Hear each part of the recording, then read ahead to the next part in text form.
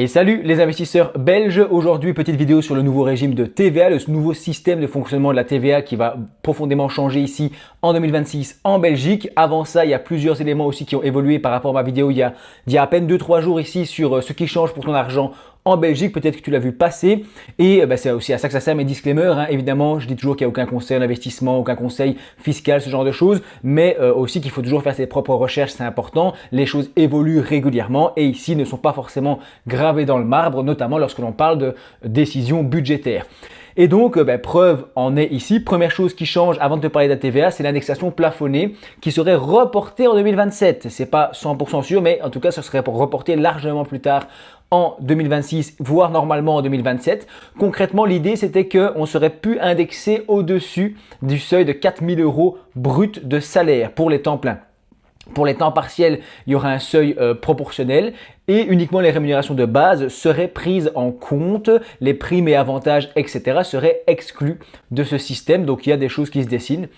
Deuxième chose, c'est la taxe pour les petits colis qui est annulée. Alors à première vue, tu te dis super, ils annulent la taxe petit colis de 2 € que la Belgique allait mettre en place d'un point de vue national parce que en fait, il se trouve qu'il y aura une taxe européenne de 3 € adoptée par l'Union européenne et effective à partir de mi-2026. Donc finalement, au lieu de faire un système national avec 2 € de taxes, etc. en Belgique et de se dire il faudra tout changer et remettre ça ensuite au goût du jour avec la nouvelle taxe européenne, ils ont dit c'est bon, laisse tomber et on se pliera simplement à la taxe européenne générale. Cette taxe concernera les colis de moins de 150 € expédiés depuis des pays hors Union européenne et il y a quand même un effet massif, notamment sur la Chine, dont 91% des colis viennent de Chine, avec plus de 4,6 milliards de colis par an, donc c'est plutôt énorme. L'objectif officiel, c'est bien sûr de réguler les flux, de rétablir une forme d'équité entre les différents acteurs et éviter aussi, dans ce cas-ci pour la Belgique, qu'il y ait une législation belge qui vient d'être remplacée quelques mois plus tard par une réglementation européenne. Voilà pour la petite mise à jour et les news récentes. Maintenant, on va passer sur la TVA, c'est le gros morceau de cette vidéo. Un récap rapide, ça va être le sport, la culture et les loisirs qui passeront de 6% à 12% de TVA. Ensuite, les nuits d'hôtel, camping, etc. qui passeraient aussi de 6% à 12% de TVA. La vente à emporter passerait aussi de 6% à 12%. Et enfin, les boissons non alcoolisées dans l'Horeca passeraient de 21% à 12%. Donc là, par contre, c'est plutôt positif. Mais c'est surtout la TVA sur les plats emportés qui pose le plus de problèmes. Tu vas comprendre ici pourquoi dans cette vidéo. Pour rappel, tu sais qu'on a 3 taux de TVA, 6%, 12% et 21%. 6% pour les biens de première nécessité, c'est l'idée. 12% pour une sélection assez stricte de biens, il n'y en a pas beaucoup. Et enfin, 21% pour la consommation normale et la plupart des autres produits. On avait parlé d'un taux à 9%, ça a été finalement abandonné. Et ici, ils retransforment ça un petit peu de manière différente. Que le gouvernement ici choisit de faire une taxe ciblée plutôt qu'une hausse légère de la TVA pour tout le monde et sur tous les produits, tu vois. Et politiquement, ça paraît plus acceptable. Par contre, techniquement, c'est beaucoup plus risqué et beaucoup plus compliqué.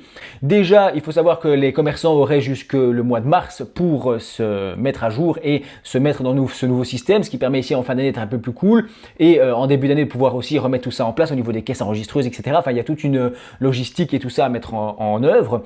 Le piège que tu vois ici dans la définition, c'est que à la base, on te parlait de repas préparés, de consommables directement et sans préparation supplémentaire à durée de conservation limitée. Ça, c'était la définition de base. Sur papier, ça passe, mais dans la vraie vie économique, c'est un enfer. Parce que tu te dis, est-ce qu'un sushi, c'est un plat préparé? Est-ce qu'une pizza surgelée compte comme de la préparation puisqu'il faut la mettre au four? Est-ce que réchauffer, découper des parts de pizza et les distribuer, ça fait partie de la préparation du repas? Donc il y a eu des semaines de discussions, des clarifications et des critères finaux pour le moins surprenants, tu vas le voir. Premier critère important, c'est la durée de conservation. C'est ce qui a été retenu. Ils ont tranché que seuls les plats qui se conservent moins de 2 jours passent à 12%. Les autres resteraient à 6%. Donc c'est une question de durée de conservation et date limite de conservation, tu vois.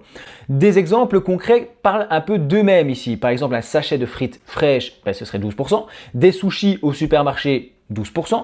Des pâtes fraîches au rayon traiteur, ce serait aussi 12%. Par contre, une pizza surgelée industrielle, ce serait 6%. Un plat préemballé longue conservation, là du coup, ce serait 6%. Et des produits de boulangerie du matin, ce serait 6% également.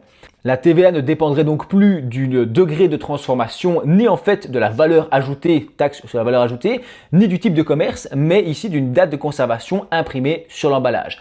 Ce qui crée quand même une sorte de casse-tête, on est assez d'accord. Bon après c'est toujours un peu comme ça, quand il y a le début d'un nouveau système, on est toujours là, mais comment est-ce qu'on va faire ça? Ça m'a l'air compliqué. C'est important de rappeler encore une fois que rien n'est gravé dans le marbre. Ici, en matière de décision budgétaire, tu vois que les choses peuvent changer du jour au lendemain, même si ici, il y a une trajectoire assez claire qui est menée. Ils se sont mis d'accord ici après beaucoup de négociations sur un nouveau système. Certains disent que ça aurait été peut-être plus simple, plus lisible et surtout plus cohérent économiquement d'augmenter la TVA de manière générale de 1% par exemple. Même si ça aurait peut-être fait plus mal à la population au final, tu vois ce que je veux dire. Donc tout ça est assez compliqué. Évidemment, je l'ai dit, il faut attendre que ce soit écrit dans des textes finaux et que ça sorte dans les lois et là on sera 100% fixé, mais l'idée générale reste là. De toute façon, il y a un moment où ils avancent et ils font un peu plus difficilement marche arrière. Quoique, regarde la taxe petit colis, même si c'est pas forcément pour gagner plus.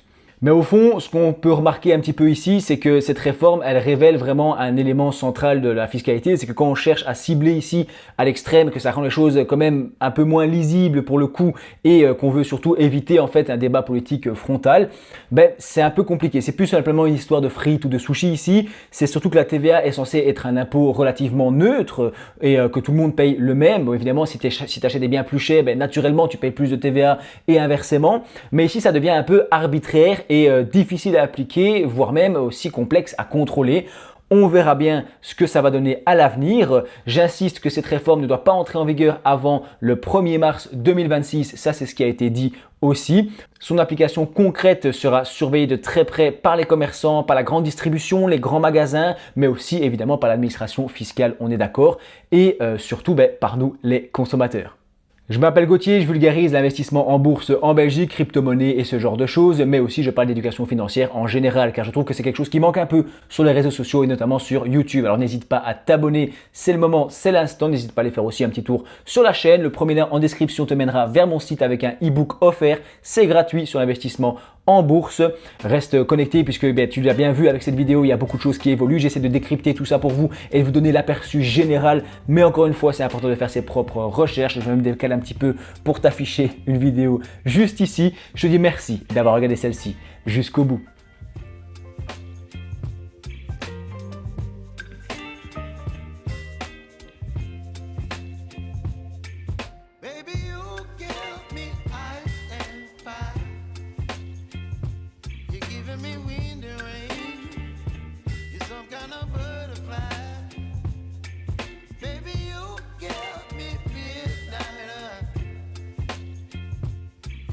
My appetite, don't leave me here high and dry.